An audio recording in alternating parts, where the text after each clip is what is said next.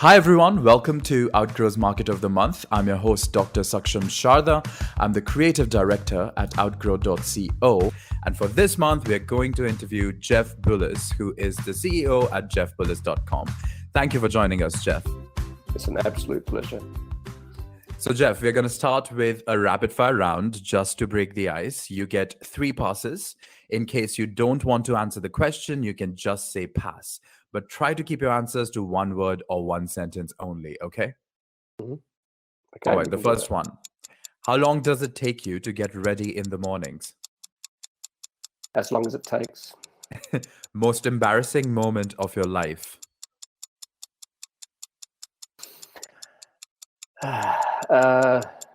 Getting married twice. How many hours of sleep can you survive on? 4 to 6. Fill in the blank. An upcoming marketing trend is blank. Content created by artificial intelligence. The city in which the best kiss of your life happened. Birnbong. Pick one, Mark Zuckerberg or Jack Dorsey. Jack Dorsey. The first movie that comes to your mind when I say the word ambition.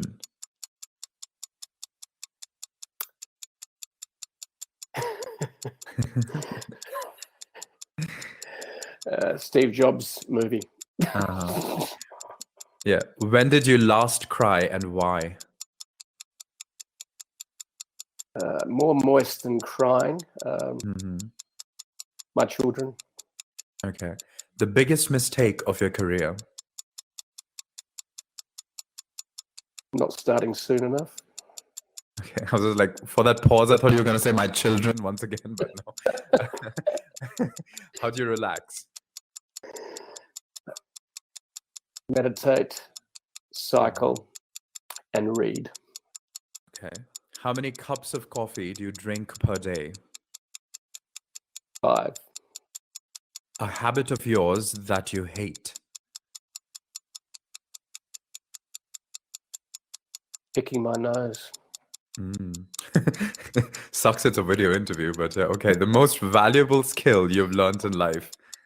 Writing. And the last question is your favorite Netflix show?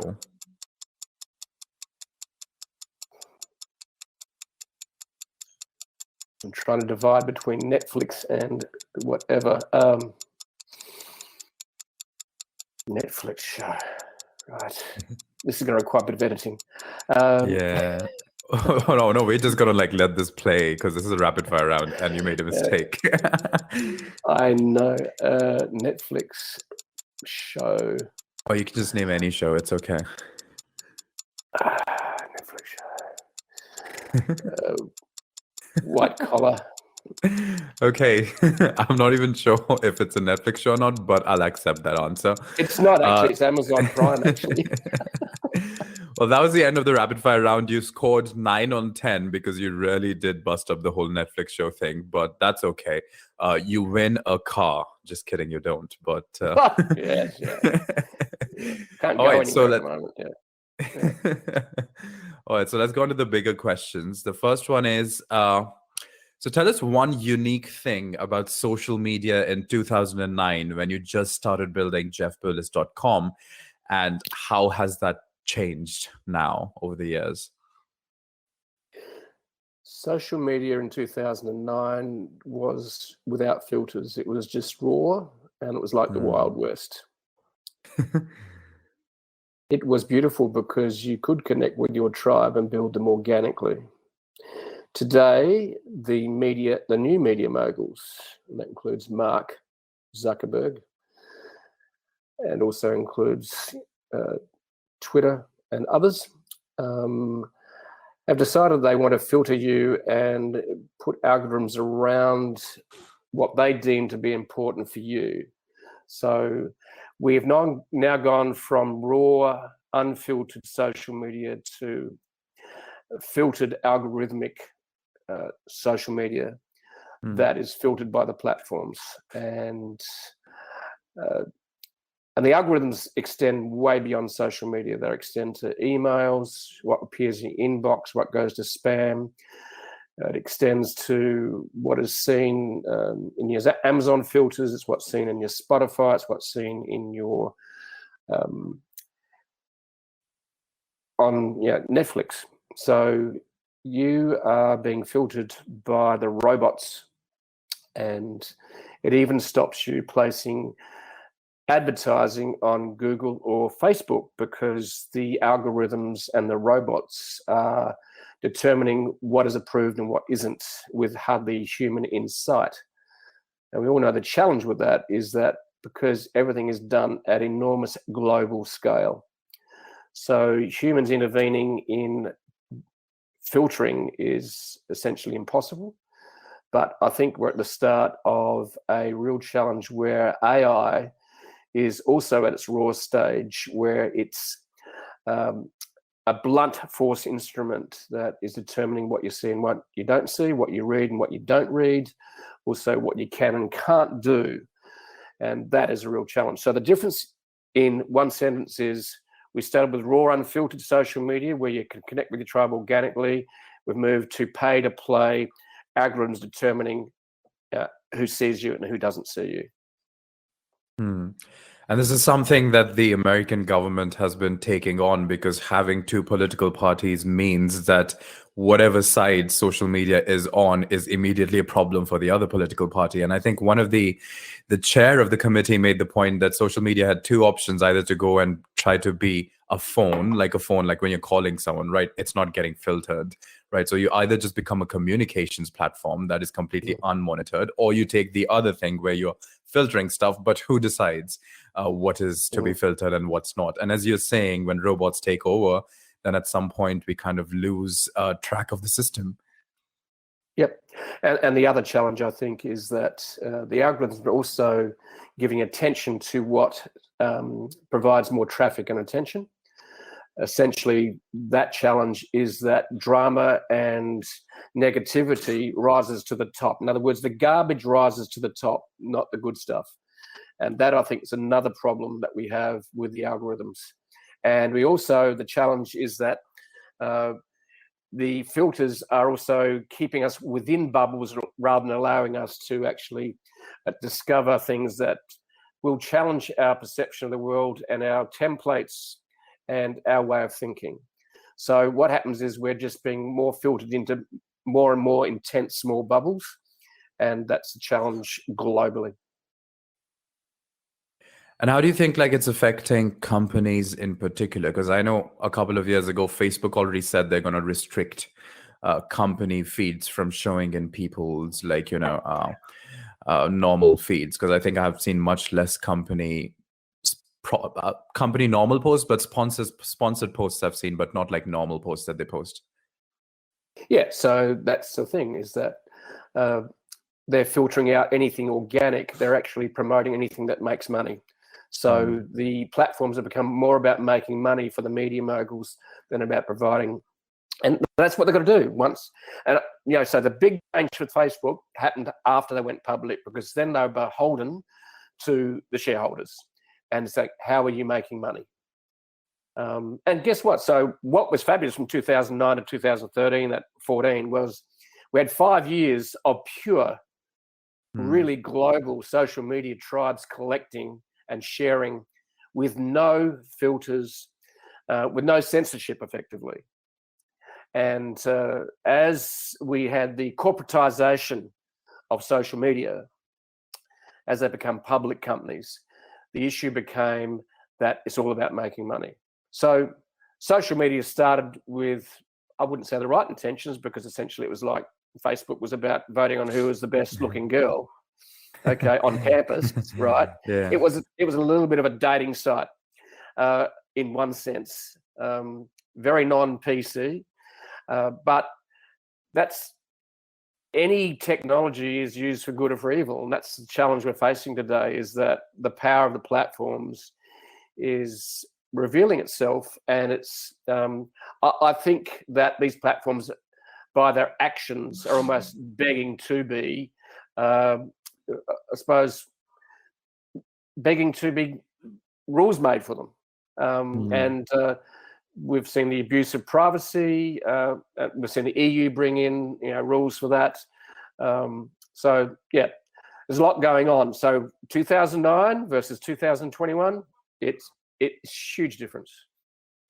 And so I guess, in a sense, if we had to go back to a 2009 level of social media, then we would see new social networks crop up that don't follow these rules. And because there's a market, suddenly there's a market for new social networks that don't follow these rules of censorship or filtering or all of this. So for instance, Clubhouse, you can't actually censor anything on Clubhouse because it's a live meeting. And that's the unique thing about it. Like, anything that's said on it remains there. There is no filter that can remove it from there. Yeah, well, Clubhouse, I believe, has suffered some serious traffic declines recently. That's true. Yeah. Okay, and the reality is that us as human beings have got limited attention. We've got limited time, and the reality is that we can only. So the big platforms get most of our attention.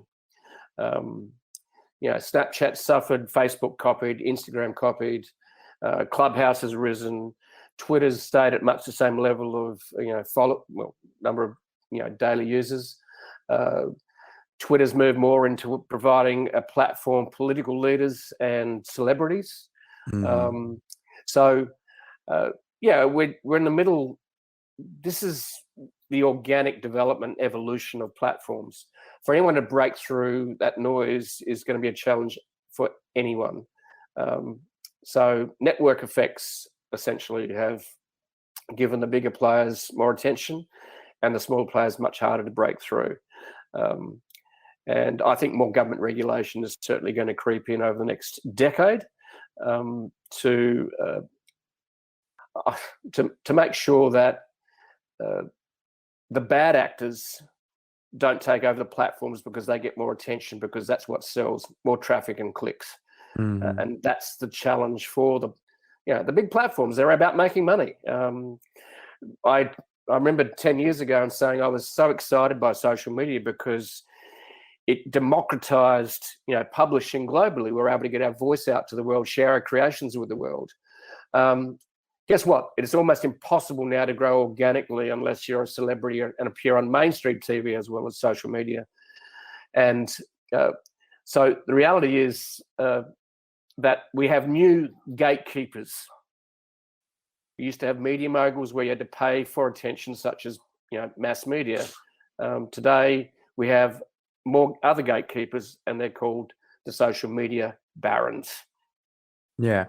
But hasn't historically this always been the case with any communication medium, like with the print, with the magazines? Like, there's always been a dominance, and then it gets broken by new democratizing mediums of communication coming along. So who do you think that is going to be? Because it's going to get broken at some point. Oh, well, there's little players who put their toe in the ring. We've got we had Clubhouse from an audio viewpoint because we've seen the rise of podcasting. Apple's announced some new things around podcasting to make money out of podcasting. I think at the end of the day, as a marketer, that you need to make sure that you are not mono-channel, you're a multi-channel. And be aware that you're playing within the rules of the game, and you're just going to work out how the rules are best played and then work out how to play within those rules. And be sometimes aware how you can growth hack within those rules and experiment. So it's still fascinating times. We live in the most exciting time in the world's history, and we all now still have a platform to reach the world, which is what excited me about social media. It's just that you've got to learn how those rules work, how the processes work, and we're in the middle of working out how to play in a war where there's individual battles of the algorithm. And we're also, because a lot of the algorithms aren't published, such as Google's search engine optimization. They keep changing the rules. Traffic rises and falls organically. What I do love about Google, despite having a love-hate relationship with search engine optimization, sometimes called SEO,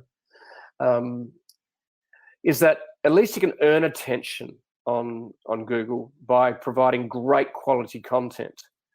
I think the challenge on the Facebooks and Twitters of this world is it's not the quality of the content that sells, it's the drama and negativity that sells. For sure. And if I were to turn this to you, so who has been your mentor, and like what resources have you used to support the journey to get 25 million readers? Is that what you're at? Is it mainly through Google that you're actually building this whole thing? Twitter was my go-to social media platform because you could grow organically quite quickly on Twitter. And today, even Twitter still has maintained a fairly strong organic reach. Facebook's organic reach for most people is just 0 to nothing. And Instagram is more organic. So I think a lot of people have moved over to Instagram as a marketing tool because there is an organic reach on that. I think we're seeing the rise of more superficial content. That is what works. So if you want to be successful, you've got to be a drama queen, you've got to be beautiful, you've got to be create something sensational, you've got to create something that's negative. I think quality content can break through, and I look at things like platforms that have done very, very well creating great quality content that have risen. Hustle, and they've got the sub-brand IO. Hustle, for example, has just been acquired by HubSpot. So what they did say is that platforms and B2B platforms will need to actually have media hubs within their platforms. So it's interesting looking at even B2B platforms acquiring media platforms, but media platforms that are providing quality content with gravitas. That's strange. So what do you think of the whole idea of acquisitions? Because this is just merging different industries together. And again, the US has a problem with this because it's antitrust. Like, you can't have HubSpot, owning so many different things. What do you think of that? I think they only target the big players. Microsoft is being threatened with being broken up. Facebook's being threatened with being broken up. So, look, I only think it happens at the top end of town, that sort of antitrust issue. But I think you can scale a couple of ways. You can actually buy scale by acquisition, or you can actually just organically grow it through other growth mechanisms. But if HubSpot itself is unable to organically grow a network for itself, like which other B2B company do you think is going to be able to do it without having to buy it? Oh, there's lots of them. So I think you've got to move from being a generalist to being very niche. And could you give us an example of one company that's been able to make a good kind of what do you call that platform? A communication platform like the one that HubSpot bought by itself? It's very hard to comment on that. I'm trying to think of other examples. Okay, so one example is in podcasting. Spotify just bought Joe Rogan about a year ago for $100 million to get access to his audience, which is billions of viewers on YouTube, as well as downloads on Apple. I think Joe Rogan's done a great job. He's an overnight success after about 12 or 13 years. So he's been both YouTube as well as iTunes and Spotify. So Spotify said, how do we reach a podcast audience? We buy an influencer. We buy the rights to his audience. So that's one example how I see that even the bigger players are buying niche players. So Spotify is buying into the audio niche by buying rights to Joe's platform for a few years. I think it's certainly not unlimited. So what do you think are the opportunities for digital marketing managers that you see in the next decade? Like, where should we be going as digital marketers? As digital marketers, I think you've got to be across emerging trends. I think the role of AI, the role of software as a service platforms that allow you to automate. I think automation and AI are going to be huge. Two big A's: automation, AI. The challenge I certainly had as just a blogger initially was, how do I scale me? So creating content was a challenge. Automating onboarding was a challenge. So what I had to decide was, okay, what platforms allow me to automate? And I think on top of that now is, how can I use artificial intelligence in the next 10 years to scale the company? So I think that the two big A's, automation and AI, are going to be important for digital marketers. And could you tell us one particular way in which you're using artificial intelligence? Because I guess a lot of people want to hear about that. Okay, so I think we're at the start of the AI revolution at the moment. The bigger players are using it. I have spoken to some of my peers that they're using AI to create content, but it's very imperfect. So I think AI is not at a stage of scaling. And scaling happens through automation, and also trying to remember the author that spoke about a book. But the reason the internet became friendly was because of a user-friendly interface. It was called a web browser.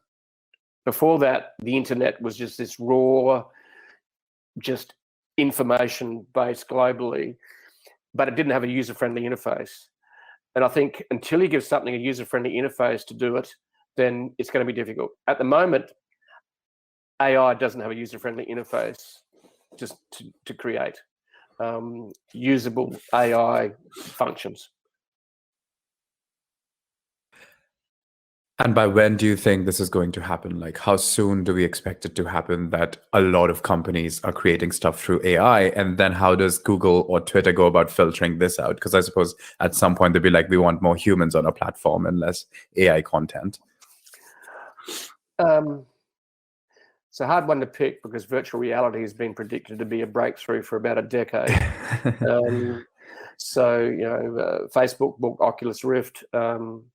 So the reality is that it could take up to a decade, but it might be 4 or 5 years. But I'm thinking that we're at the start of a AI revolution that will scale us as humans, and that's great.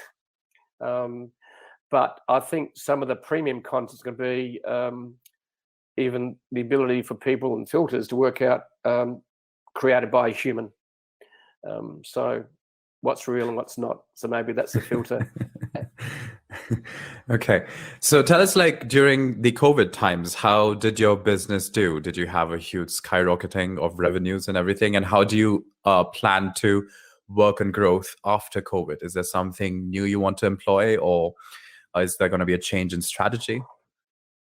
We're going to be launching a product which will give people more power to make money online. That's what we're going to be working on, and enjoy what they're doing.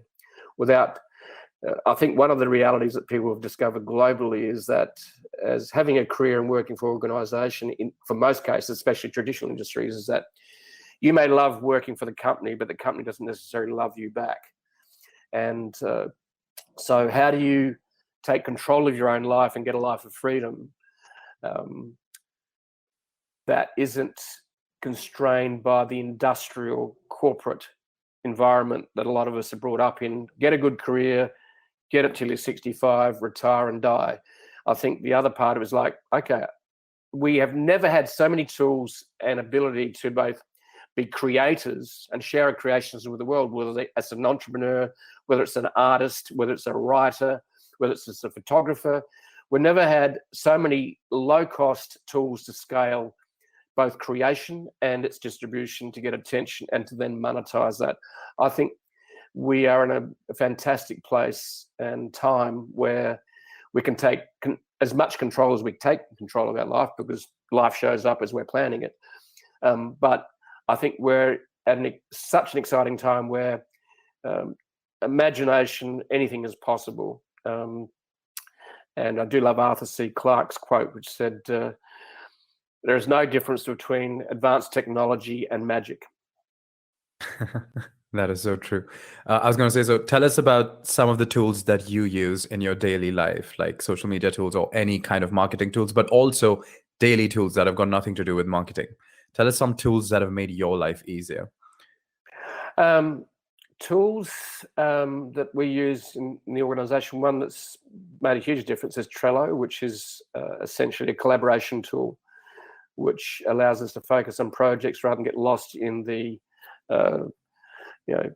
email torrent. So I think collaboration tools.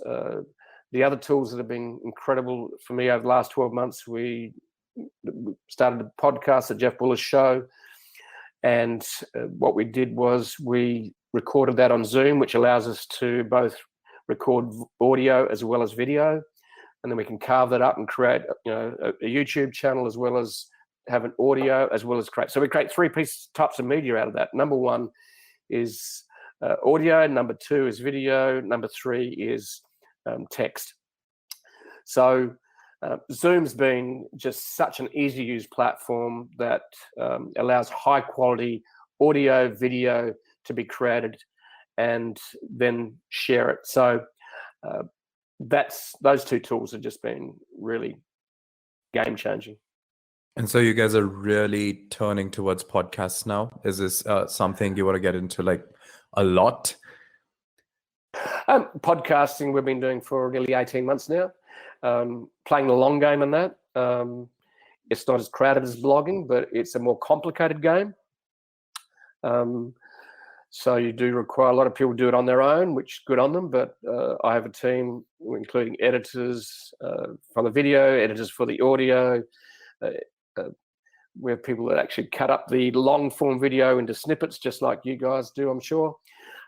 So podcasting isn't for the faint-hearted. I think it does require a lot of moving parts, but I've got a team that and a great process that allows us to do this very painlessly and very process-driven.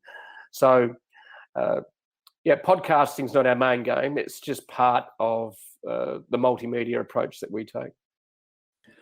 And for podcasting itself, what do you think the future of the industry is? Because I suppose nowadays we have a lot of podcasts choking up. So at some point, do you think there's going to be a saturation, or do you think the industry is just taking off right now? It's been taking off the last 2 or 3 years, and it is starting to get saturated, just like any media does or any type of focus. Blogging was peaking in 2009, and I leapt onto that bandwagon then. So I think the challenge for all of us is choosing a medium which you're comfortable with, and that's a real challenge.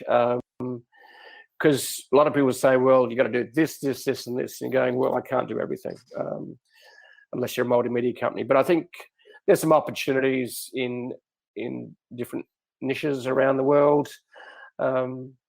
And I think the other thing that I've noticing too, especially with media companies, is the gating of premium content. So we're seeing membership, paid membership rising.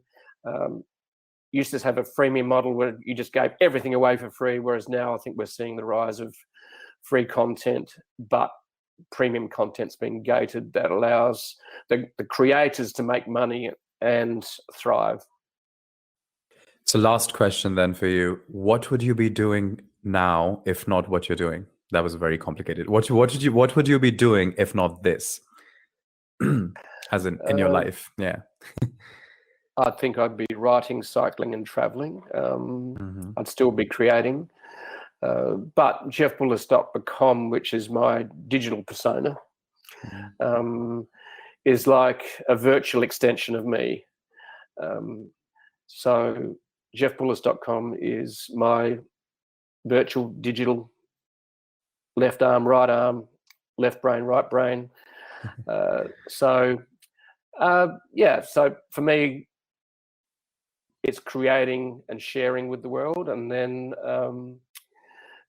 having some fun just exploring the world. I think that's what I've been doing. And just one bonus question, because I see the books behind you. So what books are you reading right now? Like what kind of books do you read in your leisure time? I read things from I suppose books that look at personal development. I'm reading a book about Taoism and Tao through Wayne Dwyer. The One Thing by Gary Keller, and also startup books. So I read a lot of blogs. So I read science fiction. That's one of my escape areas. What I love about science fiction is you have these dreamers taking the technology of today and imagining it into the future, and they're the Arthur C. Clarkes of the past, and they talk about things like, they look at artificial intelligence, they look at nuclear technologies, they look at traveling to Mars. So I do love imagining what the future is and seeing what other people's imagination is and going, okay, so how can we apply that to business? How can we apply that to life? I'm much more about looking to the future than looking back into the past, even though we need to learn lessons of the past, such as the book by I think it's Sapien. Sapiens, yeah. Yuval Harari. I always mispronounce I always have trouble pronouncing his name. So not books like that look into, and the other ones is Flourish by Robert Seligman is also one of my favorites. What is your prediction for the future? Well, the social media, the marketing future, which you already told me about AI, but that's like the short term. Tell me the long term prediction about where we are headed. What, with social media? With all of it, like with what you have thought about. I bet you must have like made a dystopian or a utopian future. But yeah, social media related, well, internet related, let's say that. I'm generally an optimist, and I remember speaking at the World Youth Forum in Egypt, hosted by the President of Egypt, and we had a roundtable discussion about the negative of social media and the positive of social media. And up to that point, I was the eternal optimist about social media.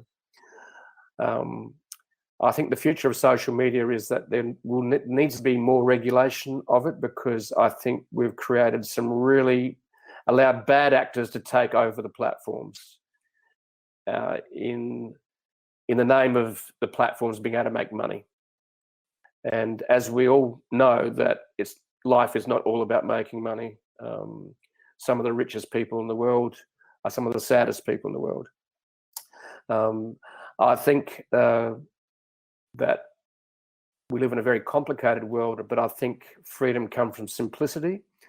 The platforms have become more complex, and I was fascinated to read the other day that Elon Musk is in the process and has sold 6 of his multi-million-dollar homes and lives in a 250 square foot prefab home in Texas.